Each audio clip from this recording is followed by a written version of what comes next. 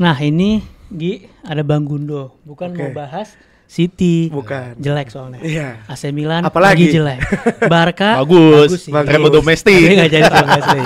Tapi Gundo ini udah pakai baju timnas. Betul. Berarti hari ini bahas timnas. Betul. Let's go. Dan Gundo kali ini bawa temennya seorang dari Belanda. Coba Sen, kenalin Sen. Coba Sen. Ya buat lu yang sebelum ada diaspora, beliau dulu yang lahir di pemuka Belanda. Kenalin semua, ini namanya Fikar, tapi terkenal di akun sosial media Garuda.internasional. Oke. Jadi lu semua bisa follow juga tuh, selain follow sosial media kita. Ya pokoknya sebelum kita mulai nih, Ya. Anggil bumper dulu. Yuk.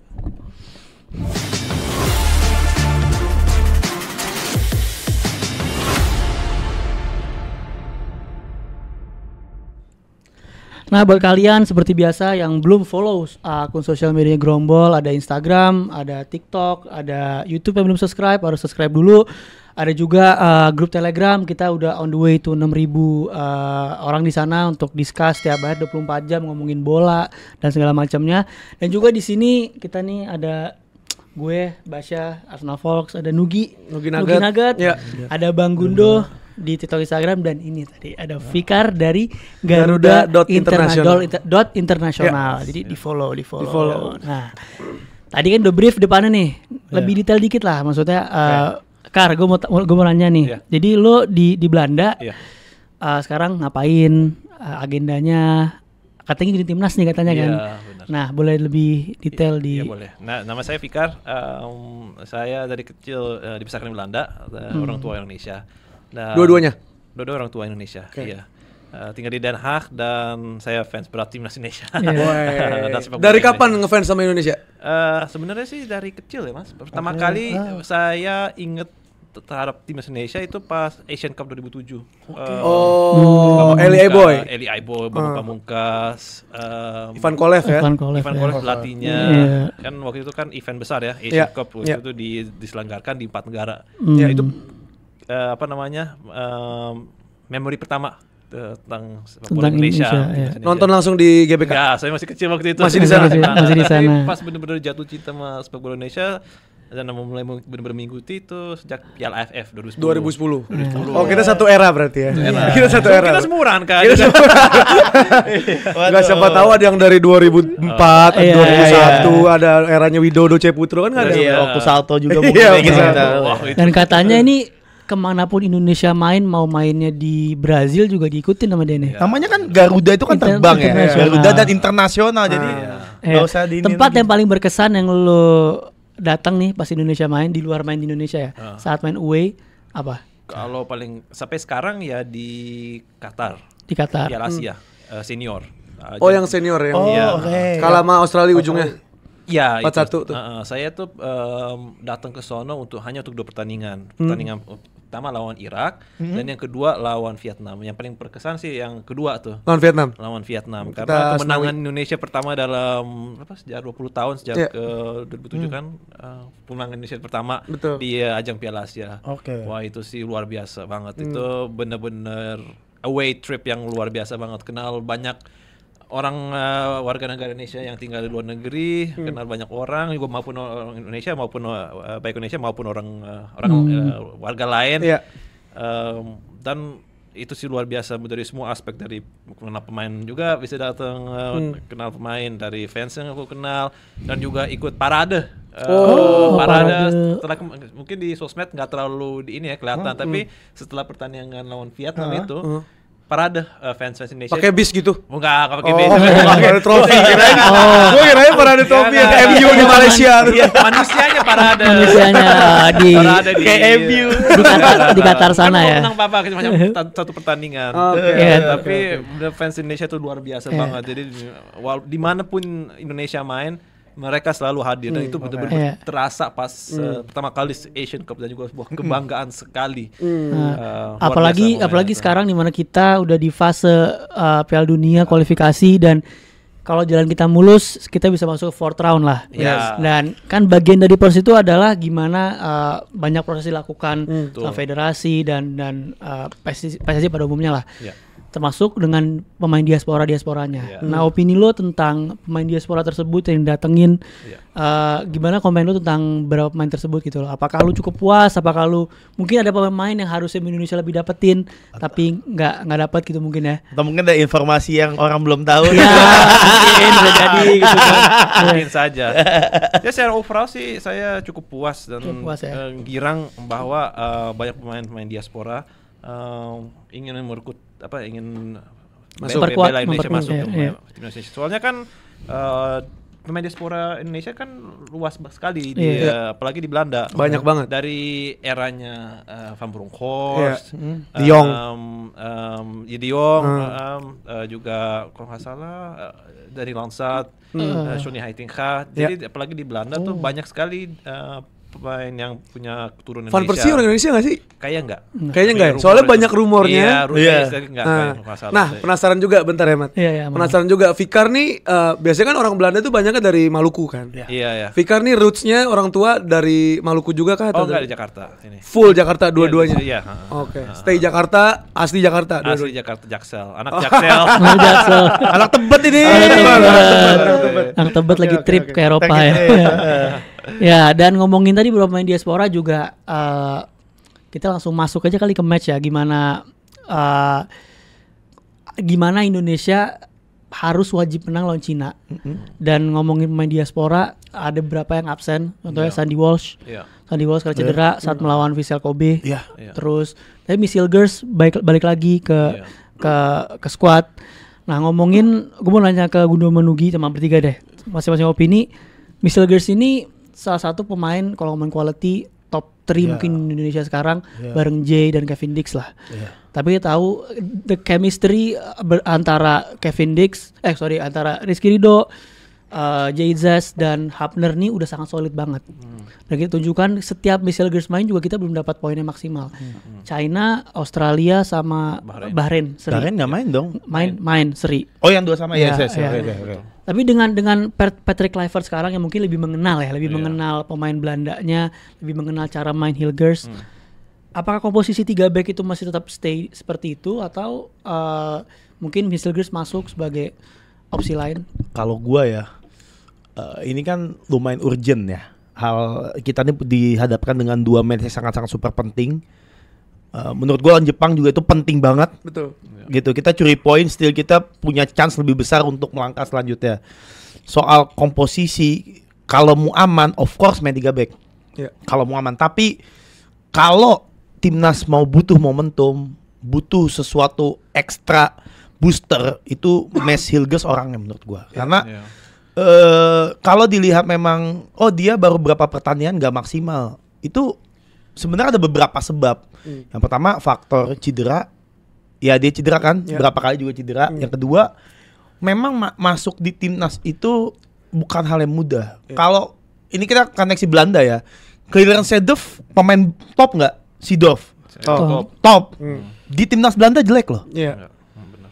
Kurang bagus. Di tim kurang bagus, bahkan nggak kepake. Iya. Seorang Seedorf. Jadi artinya memang pemain yang di timnas itu kadang ada cocok tidak cocok. Betul. Untuk Mes menurut gua masih belum. Belum kita bisa Belum nilai. kita judge gitu loh. Iya. Seorang Seedorf yang segitu hebat itu kalah dengan pemain lain di lini tengah Belanda pada zamannya. Iya. Gitu dengan Edgar Davids, dengan mungkin ya siapa you name it lah. Gitu. Jadi untuk 2 pertandingan ini gue rasa 3 komposisi back pertahanin. Setelah round 3 selesai, Mes umur berapa sorry? Masih 2 Wah, 24 ya. Ini- belum nyampe. Udah ulang tahun. ya maksudnya ini pemain yang menuju golden loh. Jadi kita masih banyak ada Piala Asia tahun-tahun depan, ada piala-piala yang lain, itu menurut gue jauh lebih penting. Gitu. Jadi sekarang ya gue lebih merasa pakai 3 back dulu. 3 Nanti back mungkin Dengan atau opsi dengan atau tanpa? Tanpa dulu. tanpa. Tapi kalau misalnya memang butuh ekstra booster dan added value ya Mes ini orangnya itu. Jadi Ya, masuk babak kedua misalkan. Ya, Misalkan mungkin- kita unggul 2-0. Ya mungkin gitu buat itu. Tapi menurut gue Mes Hilgers itu bukan berarti kita nggak berani coba, tapi Iya. patut dicoba juga. Mungkin karena chemistry yang jadi persoalan. Iya. Semenjak mungkin ada hal yang bisa kita highlight juga dari kenapa Mes Hilgers suka overlap ke depan. Ini dari segi taktisnya ya. Ya. Karena sebelumnya kita belum punya defense midfielder murni seperti Joy Paulo Pesci kan. Ya. Jadi dia seringkali menambal sisi situ untuk untuk juga jadi anchor juga di situ dia. Di lawan Australia juga Joy main babak kedua ya kalau nggak salah ya. Di lawan Australia itu nggak main sama sekali. Malah Nggak main.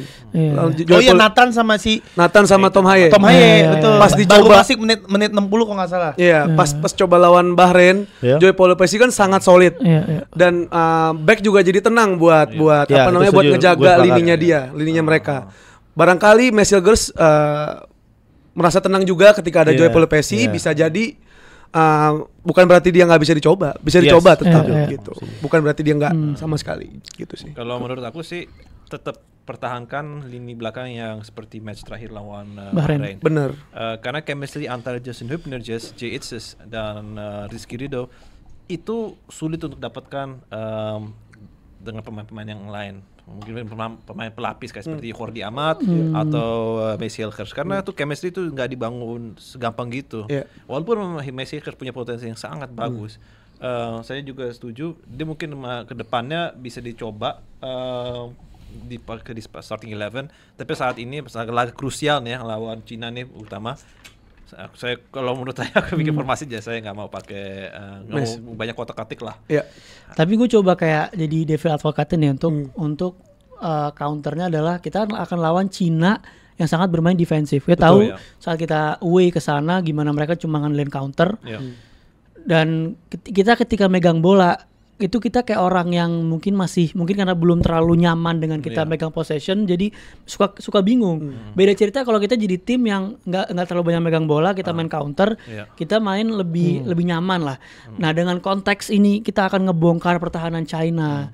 Kita kan butuh pemain yang lebih mungkin sangat nyaman dengan bolanya kan untuk bantu ngebongkar, dan Hilgers ini juga tipikal yang sering maju juga gitu. Apakah mungkin ini ada sedikit pemikiran ke sana lah? Oke. Saya counternya satu doang. Tom Haye waktu lawan Cina nggak main dari awal. Itu juga jadi faktor benar. Tom Haye pas masuk babak kedua dia cetak gol lagi. Jadi kekurangan kreativitas ketika kita megang banyak bola, tapi kita nggak bisa ngegedor pertahanan lawan karena ada kekurangnya faktor, yaitu orang yang sangat krusial di tengah itu Tom Haye. Kekhawatiran saya justru bukan di lini belakang tapi di lini serang. Karena banyak orang kurang ya. Orang Mangun Marcelino yang cetak banyak gol dan assist di selama ini di ajang kualifikasi Piala Dunia. Apalagi Eliano juga udah nggak absen dua-duanya. Absen juga. Eliano juga absen. Main lumayan bagus di Liga Belanda. Jadi justru aku tuh lebih khawatir di lini depan. Tapi sih comeback ke Vano itu mungkin jadi salah satu penambal ya. Kasih pengaman. Terus juga soal tadi bahas apa namanya? Lini belakang, terus apa? Lupa ya gue ya. Udah tadi nggak cara Messilgers ngebongkar gitu. Kreativitas. Tadi bahas kreativitas. Soal defensif Cina. Soal defensif memang gue rasa dua tim ini punya urgensi yang sama. Jadi gue nggak begitu yakin Cina sedefensif itu malah justru. Soalnya si pelatihnya siapa? Ivan siapa?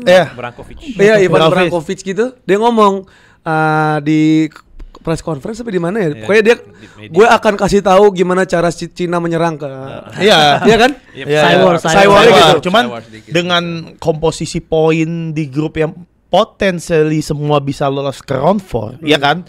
Bahrain, Cina, Indo itu punya. Jadi gue nggak yakin bahwa Cina itu akan bertahan total counter counter. Enggak. Walaupun mainnya di GBK ya, karena dia itu mungkin bagian strategi. Tapi satu sisi mereka juga harus cari gol loh. Tapi last match Cina itu main di home kan? Iya, home. Lawan Bahrain. Last match lawan Bahrain. Lawan Bahrain. Ya berarti mungkin mereka agak mau ngamanin 1 poin kalau bisa. Habis itu coba all outnya di Cina gitu, di home. Dapat 4 poin, lu 4 poin lolos lu. Paham, cuman kan semuanya masih bisa kecuali peluang Jepang kan lolosnya pasti. Australia kayaknya paling gede. Nah, antara Arab, Cina dan kita dan Bahrain itu potensially masih saling tarik ulur. Jadi gua rasa kalau cari aman cuman contoh ada satu tim yang udah pasti gak lolos, itu gua masih terima. Tapi 4 tim ini masih berpotensi 2 lolos, 2-nya tidak lolos. Jadi segala mereka akan melakukan resiko gitu di 2 pertandingan sudden death ya kalau bahasanya ya. Gitu. Nggak melulu harus defend counter attack. Kalau ini mungkin ditarik matchnya 4 ke 5, gue masih percaya ngamanin poin. Tapi kalau sekarang Indonesia pun juga pasti ambil resiko dong. Gitu, nggak mungkin juga Indonesia bertahan atau ngincer counter atau pakai apa gitu. Itu sih kalau gue lihatnya. Cuman perlu diwaspadai juga nih, Cina tuh mainnya sangat efisien. Dia mainnya compact, diamond di tengah. Kita ada kecil aja kita buat kesalahan, dia bisa memaksimalkan peluang itu. Berkaca dengan penampilan sebelumnya. Betul. Dan menurut gue, biarkan cara bermain kita yang kemarin itu jadi acuan kita gitu. Jangan sampai kita terlena dengan kita megang bola terlalu lama, terus akhirnya lack of creativity. Itu gue nggak pengen.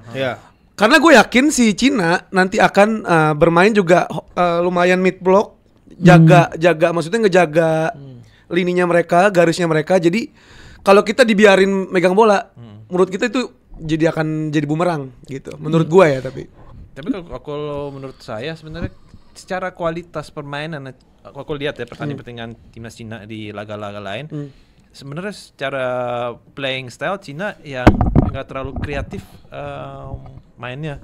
Aku nonton Cina lawan Lebanon di Piala Asia di stadion, dan itu pertandingan yang sangat membosankan. Karena kreativitas tuh mereka tidak ada, kurang di walaupun tapi dia disiplin kan. Dia disiplin. Tapi kita itu semua tim juga disiplin menurut saya. Ya Bahrain, Australia. Tapi kan kita juga bisa mengacu ke Bahrain ya. Bahrain kan ya lebih kuat dari Cina ya secara peta gitu, secara ranking FIFA mungkin. On paper juga kan. Nah, kita bisa membuktikan kalau lawan Bahrain dengan tekan 1 gol, dengan kita punya chemistry yang sulit di counter, kita cukup kuat. Berapa sih shoot on target ke gawang Martin pas waktu lawan Bahrain? Tapi approach-nya saat itu kan Indonesia setelah kalah lawan Australia. Betul. Kita Australia kan sempat mencoba main attack kan. Betul. Tapi setelah itu kan mereka merevisi atau Nah, maksudnya gue revisi gitu. Ini kan dari sisi defense, Mas, bukan dari attack. Iya, jadi maksudnya dengan gue yakin counter attack yang Cina punya itu udah pasti ada antitesisnya nih. Nanti akan dibikinin udah diantisipasi tanpa mengurangi quality menyerang kita. Gitu, karena kita nggak mungkin mau main mid block dua-duanya. Nggak jadi apa-apa di boring. Yang nonton pulang, iya kan? Nunggu bola di tengah. Belum lagi dengan defense 70.000, 80.000 orang, masa nggak mau nyerang? Tapi gitu. Aku juga yang faktor yang juga sering dilupakan ya bagi fans yang Indonesia, itu faktor juga cuaca dan lapangan. Ngaruh nggak menurut? Sangat mengaruh. Rumput. Berarti Coach Yasin kan juga suka bilang ya soal rumput itu. Soal Gelora Bung Karno, secara kita lihat mungkin dari mata kepala kita sendiri kalau di dalam stadion, oke lah. Tapi kalau kita dibandingin dengan stadion yang lain, itu masih jauh kurang berkualitasnya. Walaupun sekarang ada improvement ya. Walaupun sekarang dipegang oleh vendor yang lain, ada improvement, tapi tetap masih, nggak tahu ya, saya belum lihat, tapi pertandingan sebelumnya kurang. Jadi itu permainan dari ball to ball. Itu berarti sengaruh itu benar ya? Iya, Indonesia kuatnya kan dari sirkulasi bola bawah, bukan bola ke atas.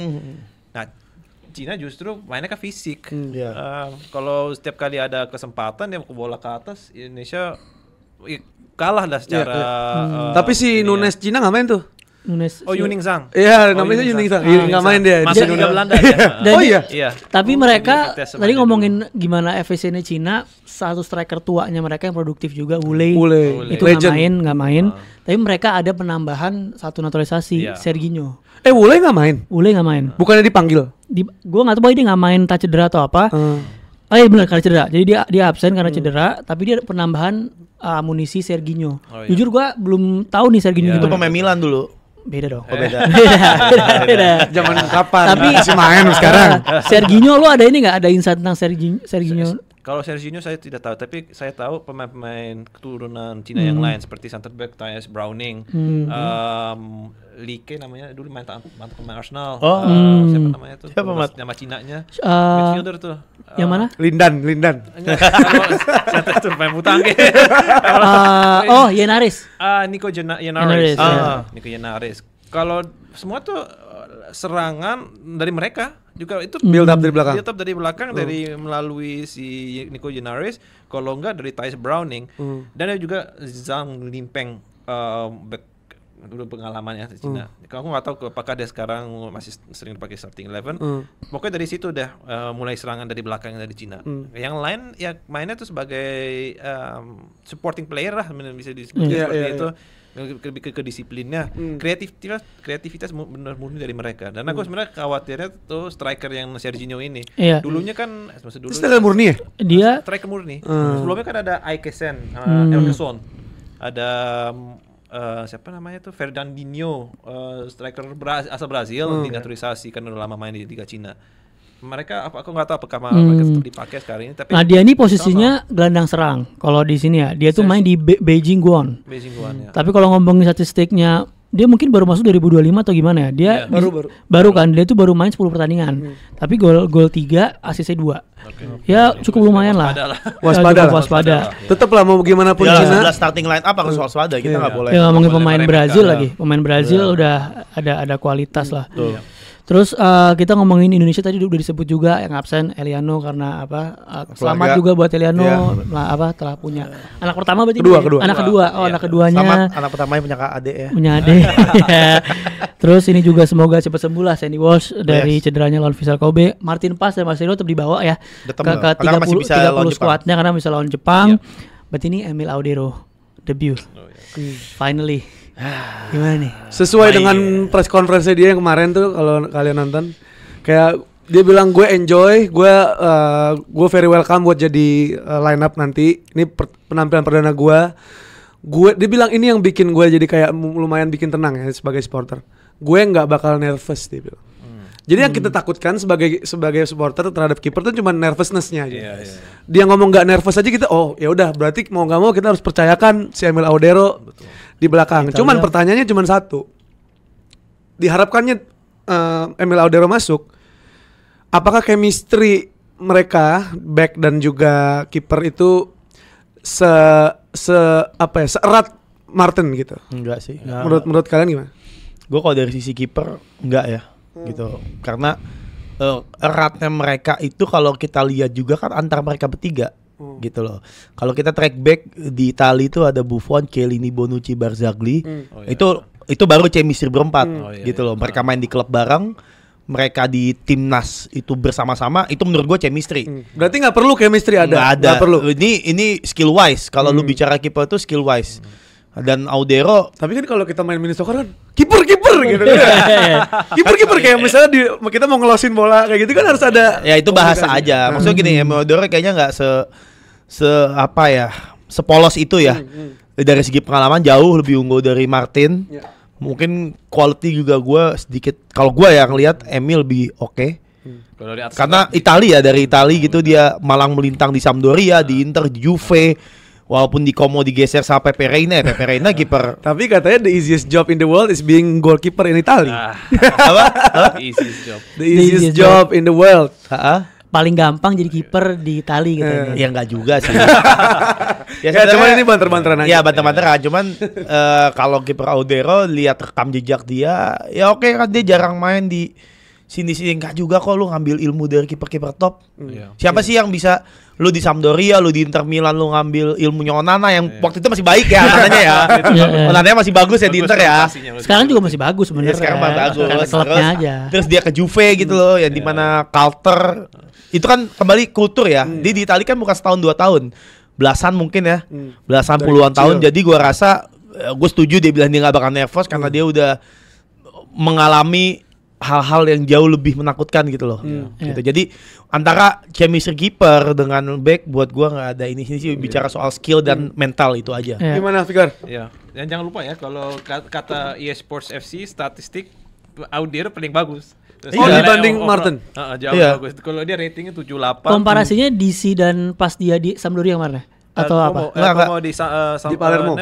Sorry. Berarti komparasinya saat di DC dan Palermo. Iya, kalau lihat statsnya overall paling bagus Audero. Berarti harus pede ya kita. Harusnya pede ya. Dan dia tinggi, tegak, dan postur kiper ya mungkin ya. Di bolanya juga on the ball bagusan Audero dibanding Pas. Tapi kalau aku sih sebenarnya hanya khawatir satu doang. Kayak seperti saya bilang, apakah dia bisa kuat dengan main di GBK dengan penonton yang cuaca panas segitu. Oh iya, kembali cuaca ya. Italia tapi nggak sepanas itu. Dan di GBK juga setiap kali kalau ditanya pemain diaspora yang pertama kali main di GBK selalu dikasih tahu gimana pengalaman, katanya sama interview. Selalu kalau dijawab di media asing bilang luar biasa atmosfernya, tapi sangat susah karena kita terbiasa kena cuacanya. Oksigen susah, kita napas susah, humidity-nya lain sangat tinggi. Nah, kalau sebagai kiper kan beda, nggak usah lari banyak. Semoga ya nggak usah banyak lah. Iya. Tapi kalau komunikasi dia, kalau antar pemain belakang sama dia komunikasi hampir nggak bisa kalau di GBK karena sangat berisik. buruh di dalam. Mungkin pakai gestur ya. Mereka pasti di gestur sih. Tapi gue penasaran bentar soal weather tadi. Mereka kan udah lama nih di Bali, terus dia ke Jakarta. Mungkin hitungan seminggu lebih kali ya mereka di Indonesia. Di Bali, harusnya mereka udah adaptasi kan soal weather. Sulit juga masih. Kira-kira waktu berapa lama? Maksudnya butuh berapa jangka waktu untuk bisa kira-kira gue udah aklamatisasi sama kalau tubuh. menurut saya sih beberapa pertandingan sebenarnya sih. Oh, bukan di hari mainnya. Kita coba Tom Hai ya. Tom Hai pertama kali dia main Indonesia lawan 50 menit udah capek tuh. Iya, kelihatan mukanya merah banget. Itu pas lawan Irak kalau nggak salah. Lawan Irak lagi sore itu. Iya, sore. Wah, yang 0-2 kalah ya. Wah, itu sore jam-jam. Berbarengan dengan polusi orang pulang kerja, semuanya masuk ke GBK. Tapi menurut gue ada satu pemain yang kayak bodo amat lah dengan cuaca ini dan lari terus, Calvin Verdong. Ini monster sih, ini mesin ini orang. Lawan Saudi itu dia kakinya pincang-pincang juga lari depan belakang. Mungkin buat Calvin mungkin kalau Carvajal Nindo. Kalau Calvin Verdong sih dia semua aspek dia bagus, konsisten banget. Di Belanda seperti apa? Maksudnya kan kalau dia sih mainnya kalau di Liga Belanda musim ini masa back kiri terbaik ya? Salah satu yang terbaik di musim ini. Dia mainnya sebagai center back juga. Walaupun ini postur 1,74 m. Saya nonton sama Aaron pertandingan Feyenoord lawan NEC di Rotterdam. Dia solid banget sebagai center back ya, 1,74 m. Kayak Cannavaro-nya. Dia center back 2 apa 3? Iya, 2. Oh iya, dia left center back, tapi nggak bisa dilewatin oleh pemain Feyenoord. Melalui serangan kan lewat di Nijmegen tuh ada striker Jepang tuh. Siapa namanya? Oh, si ini Ueno ya? Bukan ya? Siapa? Bukan Ueda, bukan. Shinji Kozaki. Bukan. Ada banyak, ada ya pokoknya ada Jepang. Koki Ogawa. Ada si Koki Ogawa. Di Nijmegen gue penasaran karena kita Liga Belanda day to day basis kita nggak begitu ngikutin. Nggak ngikutin, bukan nggak begitu. Gue kadang suka nonton highlight-highlight. Nah, cuman kalau kalian sebagai point of view orang sana, seberapa impactful di Nijmegen Calvin Verdong atau si Koki Ogawa? Oh, Verdong, jelas. Jauh. Dia udah captain sekarang di NEC. Soalnya, baru pertandingan terakhir dia dikasih ban captain. Karena kaptennya lagi cedera, jadi vice captain sebenarnya sih, kayak seperti oke dong, di vice captain. Siapa? Jay Itzes sama seperti situasi secara pengalaman dia dipercaya sebagai captain sekarang. Dan ya dari dia orangnya kayak Itzes juga dari sisi permainan. Lihat dari permainannya aja. Let our feet speak it for itself. Daripada kita ngomong di luar media, dia cara permainan selalu solid, nggak pernah dapat minus. Dan ya itu bagus coach sebagai captain ya. Iya. Jadi kalau Verdong nggak usah dipertanyakan, itu udah top banget ya. Back kiri itu udah aman posisinya timnas Indonesia. Soalnya Koki Ogawa juga sering dipakai juga di timnas Jepang dan lumayan impactful juga. Gue kira mereka berdua stratanya sama lah, gue kira mereka. Taunya Verdong lebih Verdong lebih dihargai lah, dihargai secara permainannya. Gue mungkin mau bahas dua pemain yang baru masuk lagi, Stefano dan ada Beckham Putra. Seberapa akan impactful mereka ke timnas di dua match ini? Apakah cuma jadi pelengkap aja? Kalau Stefano mungkin bisa lah masuk menit 76 80 dari awal di lawan Cina. Bisa jadi, kita nggak tahu kan. Menurut kalian seberapa impactful dua pemain ini? Mengingat nggak ada Marcelino, nggak ada Oratmangun. Ya kalau sebelum ada Marcel Oratmangun kan posisi itu di Stefano ya. Jadi di eranya Sintayong, di era Luis Milla juga. Iya, Luis Milla kan gila banget tuh, piala apa? Yang sampai perempat final ya? Asian Games itu kan 2018. Dahsyat banget gitu. Walaupun emang di Borneo dia terakhir itu baru masuk 3 partai terakhir setelah cedera lama. Tapi seperti halnya Joey di usia 30 kenapa diambil? Karena dia punya pengalaman, dia udah di golden age lewat sedikit. Lihat kan mainnya kayak apa. Nah, itu lini serang menurut gue butuh pendewasaan dari si Vano. Gitu. Itu penting ya. Oke, Marcelino Romani is very good talent, tapi kalau soal pendewasaan kayaknya mereka masih belum ke arah sana.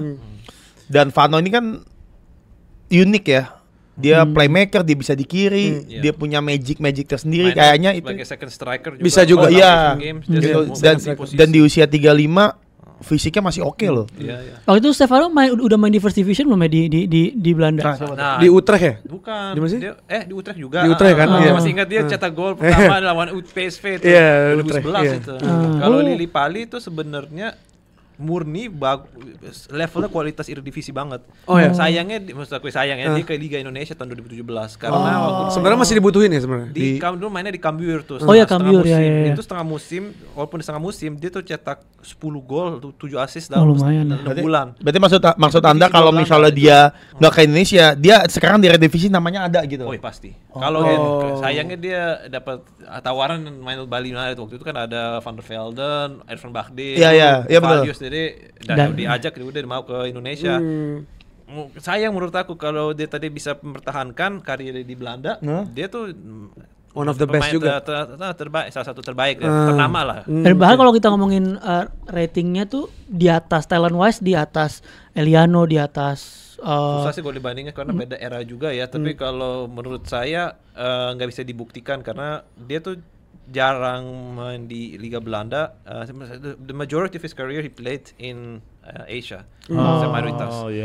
Dia cuma di Belanda 3-4 musim, tapi walaupun dia selama 3-4 musim dia mainnya bagus.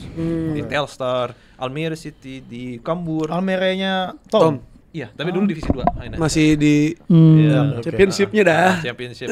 Terus juga tadi Beckham Putra ya. Beckham Putra kan ya panggilan dadakan ya. Ya walaupun rezeki buat dia sih. Cuman kita nggak bisa expect juga. Ya lihat dulu dia masuk DSP nggak? Iya kan itu kan? Iya masalahnya. Ya kalau dia nggak masuk ya susah juga kita buatnya. Jadi kita kalau Beckham sih lihat ntar aja, gue nggak bisa.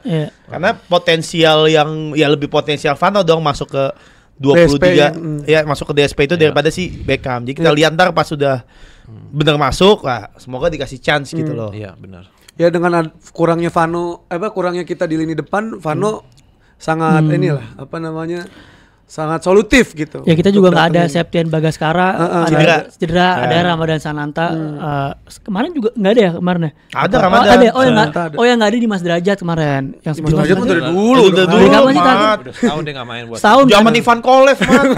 Ada Ivan Kolev. Ya aja Berdindra Syafri. Terakhir Sintayong masih nggak bawa gue. Betul. Masih. Cuman ke zaman itu kan terakhir Septian yang terakhir di Bahrain lawan Australia itu si Septian. Jadi ya Ramadan juga bisa di. Ivan Kolev itu almarhum bukan sih? Ivan itu Alfred Riedel. Nah, gue mau baca dikit deh gol-golnya Cina nih di babak kualifikasi di third qualifier ini. Dia kan total nih udah nyetak 5 gol lah. 6 gol. Jadi dia tuh di range 0 sampai 15 menit 1 gol. Di range paling banyak nih di 16 sampai 30 menit 2 gol. Itu yang perlu dibahaya tuh. Itu di 31 sampai 45 1 gol, 46 sampai 61 gol, 61 sampai 75 0 gol, 76 91 gol. Jadi sebenarnya agak merata, cuman 2 gol nih dia tercipta di 16 sampai 30. Itu lawan Indonesia enggak sih? Itu fase berarti fase salah kedua. Itu ya? Fase kedua babak pertama lah kan, biasanya bagi per menit kan. Jadi mungkin itu biasanya fase di mana game tuh udah mulai panas. Udah mulai apa ya? Awal kan pasti kita menggebu-gebu nih. Indonesia pasti main di kandang menggebu-gebu. Habis itu pasti kan ada agak sedikit netral. Nah, itu masuk dia situ gitu. Nah, itu masuk di situ tuh. Berarti sebenarnya gini, kita tarik belakang sedikit ya. 20 menit pertama itu berarti harus dimaksimalkan Indonesia dong. Gitu untuk menjaga tempo yang di 20 menit setelahnya. Benar enggak? Benar. Gitu kalau memang ya sebenarnya iya sih kita di kandang harus ingat juga apa yang dulu Sintayong bilang, selalu coba cetak gol pertama. Soalnya kalau ini sering ya comeback timnas Indonesia di dalam era kepelatihannya si Sintayong, tapi di dalam ajang kualifikasi Piala Dunia paling baik kalau unggul duluan. Jangan sampai kena comeback. Oke. Jadi lebih baik itulah, jangan kena ini nih kena shock terapi duluan jangan lah. Dari cara main kita kan kita selalu gugu-gugu di awal kan. Itu yang yang satu sisi bagus buat kita tapi satu sisi jelek. Kendornya tuh kelihatan drastis parah. Karena memang kita belum terbiasa gak sih dengan ritme dengan. Iya, mereka kan emang ngincer gol cepat. Mereka nih Indonesia timnas kita dan nih. Nugi kemarin tuh bilang pas lawan Australia, gue nggak mau Indonesia mengganggu di awal. Bener kita dominasi. Dominasi di awal. Gue bilang di review kemarin pas lawan Australia. Kita nggak boleh main, jangan seakan-akan nih timnas nggak main 90 menit, main cuma 15 menit, nggak jangan. Iya. Sisanya amburadul kita nggak pengen. Bener.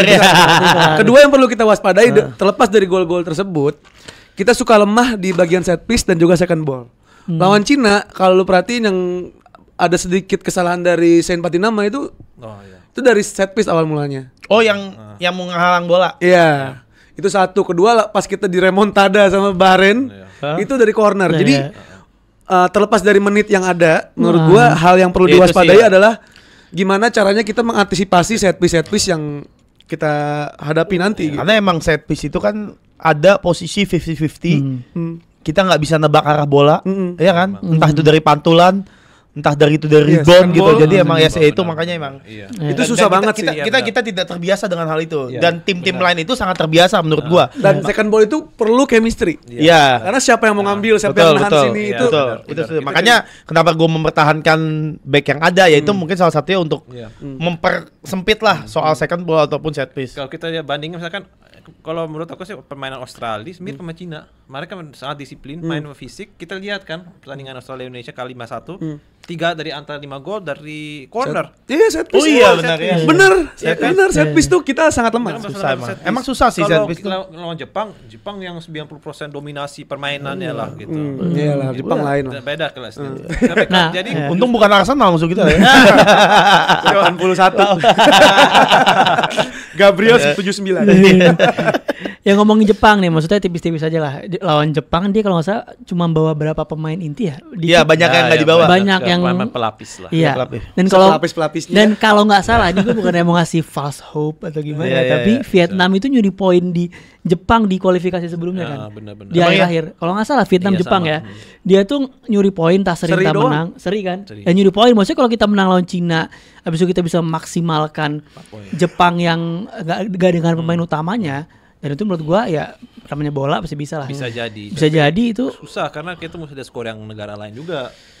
Yang krusialnya Bahrain lawan Saudi dulu sama Bahrain lawan Cina itu yang krusial. Itu udah ada main fulus di belakang ya.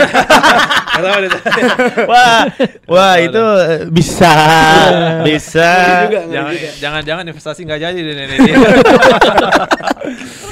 Aduh, jadi ya kita nggak usah bikin Jepang dulu ya. Jepang usah nanti aja kita tanggal 9 lah. Tapi menurut gue sih kalau gue pribadi dengan Jepang gitu kita sebenarnya 1 poin ya. 1 poin tuh masih make sense lah. Masih make sense. 1 poin gitu. Menang gol itu di menit 90. Dan jangan lupa ya kan ini kan away lagi.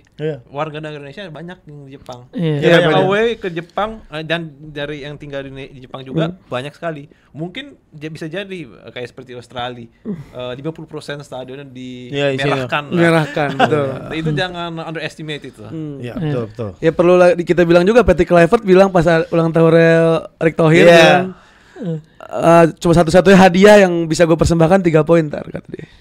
Jadi ya kalau udah ngomong hadiah, masa kita nggak ngasih, masa orang nggak ngasih hadiah ke orang ulang tahun gitu kan? Iya betul ya. Jadi ya semoga kamu kan di Bali, Jawa ada lah. Chemistry-nya gila banget sih. Ya keren tapi sih itu yang menurut gua ada orang masih nyinyir ya. Gua out of the key ya. Masih nyinyir ya, ngapain pesta-pesta. Bro, itu penting loh. Itu part of squad building. Iya, itu squad building. Chemistry. Orang kantoran aja outing kok ke puncak. Iya kan? Apalagi timnas. Mau Messi Hilgers joget-joget biarin. Urusan. Nggak dikira itu orang tuh kalau ngebangun klub atau timnas tuh cuman di lapangan latihan doang. Padahal banyak hal-hal di luar lapangan. Itu justru penting. Itu yang sangat penting. Biasanya bakar-bakaran tengah malam pada hari kalau orang luar. Terus kemarin juga keren kan custom itu rapi semua putih hitam. Itu kan caranya kita sama rata. Boleh ada outfit yang lebih. Gue takutnya satu sih sebenarnya. Sandy Walsh sama Martin Paes agak iri kali. Enggak ikut. Wah, enggak dikabarin gue. Enggak di WA gue. FOMO. Kalau enggak kan gue terbang gitu ya. FOMO. Enggak ada kan dia nonton enggak ada. Sampai kemarin enggak datang ya, belum datang ya. Siapa? Pas sama Sandi. Belum datang. Dia nggak datang. Nggak sempet datang. Nggak, maksudnya sampai sekarang nih apa dia di bench apa emang nggak ke sini gitu? Nggak ke sini. Tapi nonton di Jepang kayaknya sih. Di Jepang nonton kan. Alasan dia, tapi kalau ke Indo nggak. Oh enggak. Dia operasi nggak sih enggak?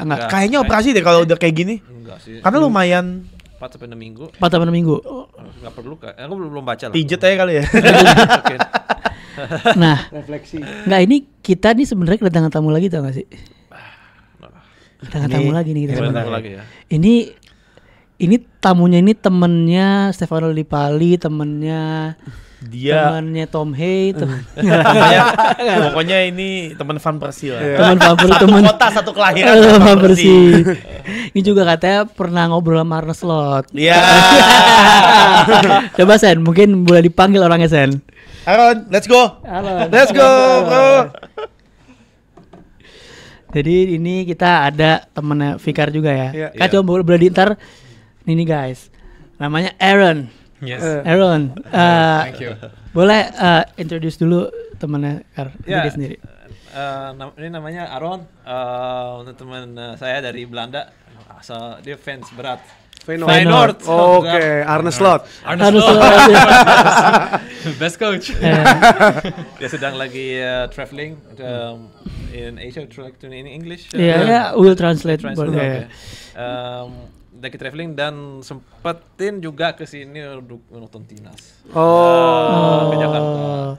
Jadi you follow Indonesian national team alongside Fikar wherever they played, or not wherever they play, but like I try to follow as much as I can. And he is like so passionate about Indonesian football that he brings it over to like a lot of people and to me. Okay. So when I first told him about the plans to travel like in Asia, he was like, "You have to come to Jakarta, Indonesia, watch the game, stuff like this." And when we made the plans, he sent me like the Indonesia Raya for like every day for a month. Just to like, you have to see this, remember for the atmosphere, right? Yes. So is this your first time to come here, right? Yes, it is. Yeah. Jadi intinya Aaron ini hampir selalu, pokoknya dia sebisa mungkin mengikuti timnas Indonesia. Bener. Kemanapun, dan si dia ini lagi mau traveling Indonesia ya, traveling Indonesia, dan si Fikar ini invite, ayo ke Indonesia kita nonton timnas. Sampai suruh ngafalin lagu Indonesia Raya. Sampai suruh ngafalin lagu Indonesia Raya. For a month, right? Every day. So can you sing to us? Indonesia. If I got the text, I know a little bit now. Okay. Jadi di belakang kita ngobrol. Ini suka banget sama pakai baju timnas. So you like to wear Indonesian national team shirt. Even in Malaysia. Maksudnya of course. Jadi dia nggak ada pertandingan, nggak ada apa-apa guys, tiba-tiba ke Malaysia pakai baju Indonesia. Itu kan. How's the response on Malaysian people? Like a lot of people were like just watching like, what's he wearing? Pada kebingungan ya orang-orang di sana. Nothing happened, like they were all friendly. Yeah, it's friendly, of course. Ignore me. Because we're actually all friends with them. Hanya football banter. Exactly. Football banter. And he's so proud about the Indonesian football. So I was like, he gave me the shirt. So I was like, I have to wear it somewhere, you know. This is the newest one. No, right? exactly. I want to. Yeah, he needs to buy the newest one. I bought him like the Mills one from 23rd, 23. Okay. The Asian Cup one, right? Yes, exactly. Because that one was back then the newest one. But it's time for him to get the newest jersey right now. Di Aaron ini dapat baju dari Fikari, baju yang dulu, timnas yang dulu, yang sponsor City zaman dulu. Dan sekarang nih dia haruslah pakai yang terbaru dari Expo-nya gitu. Dan mungkin kalau ada with you Aaron, I want to ask about a guy from Ajax that has just I know. Because like there is a correlation with Indonesian football. Simon Tahamata. Do you know him? No, I don't. No, I think he's you know him, right? Yeah. The head of scouting. Sorry, head of scouting. Jadi gue nanya ke Simon sama Fikar tentang Simon Tahamata. Aaron tentang Simon Tahamata yang dimana dia baru diangkat jadi head of scouting Indonesia. Kalau kita lihat di Ajax sebelumnya kan, he was like Ajax the youth sporting director. Dia ini udah ngepromosi pemain-pemain kayak John Heitinga. He promote John Heitinga, Daley Blind, Tony Alderweireld, De Ligt, Vermaelen, Van de Wiel, even Onana, Gravenberch. Vertonghen, Van de Beek, and bla bla. Frankie De Jong. Jadi dan lu juga pemain Ajax juga. He was Ajax player as well. Jadi also plays for Feyenoord. Play for Feyenoord. So he played for Feyenoord also like 3 years. He's like an academy product of Ajax. And he's proud to be called an Ajax, but he also played for Feyenoord, just like Johan Cruyff, because they both played for Feyenoord. It's like Luis Milla when play for both Barcelona, Real Madrid. Someone who just plays for a lot of rivalry clubs. He's not like he plays like for Feyenoord also. Jadi Simon ini dulu dia akademi produknya Ajax, tapi dia pernah main juga di Feyenoord selama 3 tahun ya. 3 tahun. Tapi how the impact karena because we already like signed Jordi Cruyff, the son of Johan Cruyff, to become like our advisor in Indonesia. Technical advisor. And right now, like this is a big guy. I mean, in the football industry, this is like one of the most important guys in Ajax. Yes. So the structure of Indonesian football team, structure Indonesia ini secara ini dari atas ke bawah ini tinggal satu orang doang. We only lack of technical director. Tapi apart from that, di luar itu kita udah hampir lengkap nih. Nah, how Simon will bring to Indonesian football? Apa yang akan Simon lakukan ke Indonesian football in terms of scouting and advising maybe? Based on his experience. I think because he's well respected in the Netherlands and also in other countries. I think his presence will bring the connections he has, and also like he's very charismatic. He's very charismatic. He's very sympathetic person who has a lot of experience in developing the youth player. In Ajax. In Ajax, exactly. And I think he can just bring like trying to convince the like let's say the little bit younger diaspora players from Europe to Indonesia easier. I think that's one of his main targets. Because there's a lot of them. Then the diaspora players who are right now, they're of course a generation a bit older. I think he can bring the experience he has from like a technical perspective, like how to play ball and etc. etc. He can bring that, but also trying to convince the younger players to play for Indonesia. So I think it's a mix between those two. And that's actually what is missing right now. Like the coaching stuff right now for me, they're more like focused on the national team short-term targets, and he's more for the long-term, trying to bring a foundation, trying to make sure that the structure is there from the youth to senior. But like the principles, the big principles, and then of course the federation itself needs to work this out afterwards. So I try to translate that 2-3 paragraph statement. It's okay. So basically dia bilang karena Simon ini seorang sangat experience di sana, jadi dia bisa pertama ngebantu gimana kita bisa mencari talent diaspora di sana yang talented, dan karena dia sangat well respected, sangat di respect di sana, juga bisa membantu dari sisi negosiasinya. Pemain sana juga pasti akan dengar dan mau dan align lah sama project yang bakal dibawa. Dan gimana dia ngebikin strukturisasi antara pemain di sana yang muda dan sampai pathway-nya atau jaraknya jalurnya ke senior team itu really sangat bagus ya. Dan kemarin yesterday juga I saw him with Indonesian scouting department or guy with people. Indra Shafri also. Indra Shafri. For a context, Indra Shafri is built Indonesian national team back then.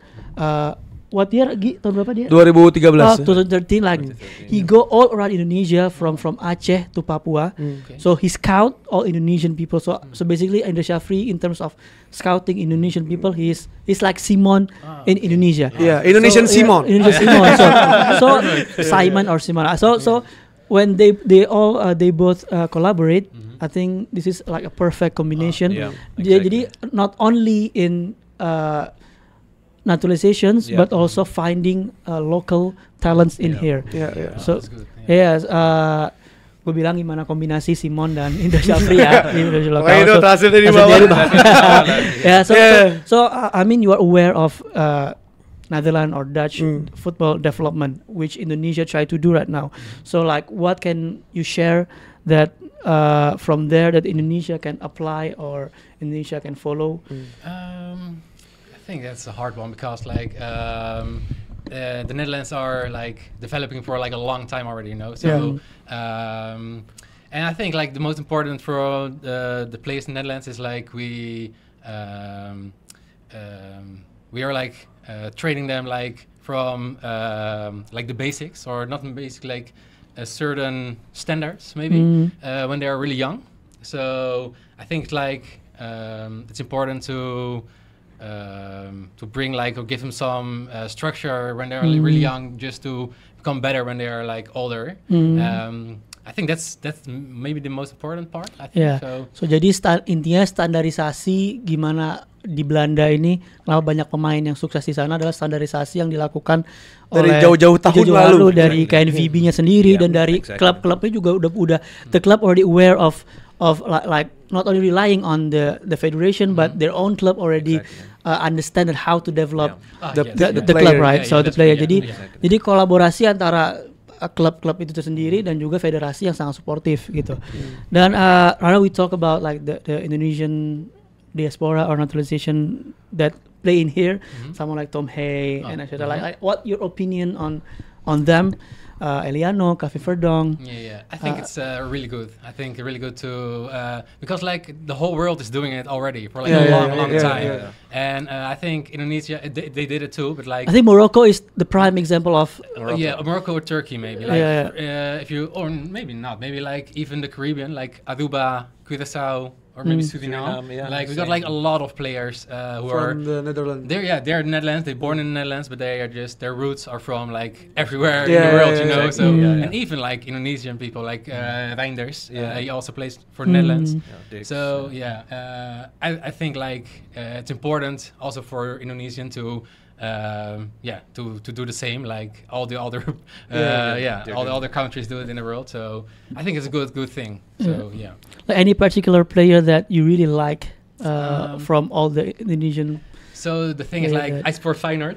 So of course Kevin Dix. Kevin Dix is from Feyenoord. Oh, he played Feyenoord like 1 or 2 years, I think. And then he went to Fiorentina and Copenhagen, right? Copenhagen. He won the cup. He won the cup and the league title. So and Verdonk, he played also. He's from the youth of Feyenoord. Played I think 1 year in the senior team. So of course those two are like my favorites. So pemain favorit di Indonesia adalah Kevin Dix. Siapa tadi? Calvin Verdonk. And I also want to talk about like Alex Pastoor, like because this is guy like been called or been labeled like as a professor because the way I think it's justified because like the way he spoke as a pundit in Dutch TVs. Like in the meantime, we always see him on Dutch television being a pundit for Champions League or Europa League matches. Like alongside someone like Sneijder, right? Sneijder and then other former players. He's like it's just like his side hustle. I'm like what your opinion on him? I mean, what the limit that he can reach, because like the way he promoted, I think he promoted 2 clubs, right? From the champion or the League 2 of Dutch league, and then why he chose to not to continue to coach. Maybe in your opinion, because his ceiling is, I think, is high. I think he can manage like a top 7 club in Dutch. For sure. I'm not sure what his reasons are why he's not choosing like the bigger clubs, or maybe the clubs not sure about him. But I think he got like a lot of football knowledge. And the way he let his team play is always like really good. Like the structure of the team is also really good. So I'm not sure why he's not like top 7, top 6 teams, but I think he can for sure. I think it's maybe a good challenge. I think because like he's aside of like being an proper football coach, he has also other interests besides, because he's like got an interest in Indonesia in general. He wrote a book. Biography. He wrote a book about, I think, his career up until now. But he is also interested in other aspects in culture. Went to Yogyakarta to the Borobudur before he went to the. This is before he was like appointed for Indonesian. So even before that, he was already interested in other cultures, including. He bought a book. He wrote a book. So I think it's just like the combinations, total package. It's a mixture between the challenge, bringing Indonesia to the World Cup, and also new adventure, a total new adventure, because he never worked abroad. I think he always worked in the Netherlands. Jadi kita bicara tentang Alex Pastoor ya. Jadi sedikit nanya si Aaron discuss gimana apa sih signifikannya Pastoor nih di sepak bola Belanda. Ya emang dia dikenal El Profesor, dia sering tampil di pandit-pandit di sana, jadi salah satu panditnya bersama nama-nama besar juga. Gimana dia juga sebenarnya punya kualitas untuk sebenarnya main di top league atau mungkin top 10-nya di Liga Belanda gitu. Cuman maybe dia Feyenoord coach. Or maybe assistant. No, but I think like maybe that's also the thing. Maybe he doesn't want to be a head coach for this time. Just to be like giving him the knowledge. Just to bring some pressure maybe because he wants to like off a little bit. Yeah, so I think that's also like part of the reason. Okay, so we like went to or go to the last segment about like what your expectation or wish for Indonesia for the upcoming match against China and Japan, like your personal opinion, your personal maybe predictions, maybe or wish or everything you want to say. So, of course, I hope they've got to win. Of course, the thing is, I go to the stadium, so for me, enjoy. By the way, thank you very much. I will be enjoying it. So. The thing is, I think I hope they won't gonna win. I think it's gonna be a hard match. I think first China will be a little bit easier than first Japan. Japan is I think they will be qualified for sure in the last match. So they already qualified for the World Cup. For the World Cup. So I think maybe I hope that Japan is not gonna play like bring their A game and that Indonesia is gonna win like two times. You know. So that's what I'm hoping. And first China, I think gonna be like 2-1 I think. Jadi Aaron prediksi Indonesia menang 2-1 melawan China dan berharap Indonesia bisa tampil dapat poin lah di Jepang. Dan berharap juga ya Jepang nggak ngebawa game-nya atau permainan terbaiknya lah. Permainan terbaiknya di sana. Dan dia nggak sabar untuk nonton di GBK for the first time, pertama kali to watch Indonesian football in our stadium. So you will see the crazy atmosphere there, electric. I've seen videos. Jadi dia nggak sabar, dia mau menikmati, semoga bisa dikasih kemenangan lah. Buat Faikar, apa harapan, wish, prediction? Sebenarnya mirip sih ya. Kalau prediksi saya melawan Cina menang. Tapi saya I predict like 2-0. China won't score any goals. 2-0. Dan Jepang 1-1. 1-1. Like draw. Like I tend to be more like realistic. I watched the beating the previous game against Japan. They are really good. Even they are like second level players. But I think, we need to be optimistic and also realistic in the same trend. So 1-1 is the maximum. And then let's see. Semoga kita. Fikar pede lah ya. 2-0 dan 1-1 di Jepang ya. You also come to Japan, right? No. You want to go to Bali? For Lombok. Oke. Penutup prediksi harapan. Gue pengen ngasih Aaron impresi yang bagus buat dia buat datang lagi ke Indonesia. Jadi tolong para penonton kasih yang terbaik agar turis-turis juga bisa datang nonton, karena Jaitzes aja bilang lo kalau datang ke sini nonton bola kayak nonton River Plate sama Boca Junior. Dia bilang kayak gitu. Jadi tolong coba datang. Gue udah nonton di Old Trafford kemarin, jauh parah. Jauh parah atmosfer. Gue udah nonton di UK kemarin. Sama sekali gak ada satu titik pun bisa nyampe ke atmosfer yang Indonesia punya. Jadi itu gila banget. It's crazy, bro. Jadi menurut gue main yang cantik, sportnya juga yang rapi, yang sopan. 3 poin. Terus 3 poin dan kita kita pesta nanti. So he wish that we can give you like some sort of present because to see like how big or how loud, noisy our atmosphere in the stadium, so you and maybe some other tourists and from abroad that can enjoy Indonesian football a lot more. So he also mentioned like the experience of visiting UK, Manchester United, Old Trafford, I think it's not as big as in here. Maybe because you don't come to Newcastle and stuff. United right now is always quiet. So but Indonesia is always like electric like that. Yes. And he was Indonesian playing beautiful football and blah blah blah, and we win, of course. Yes, of course. Guys, that also one of I was want.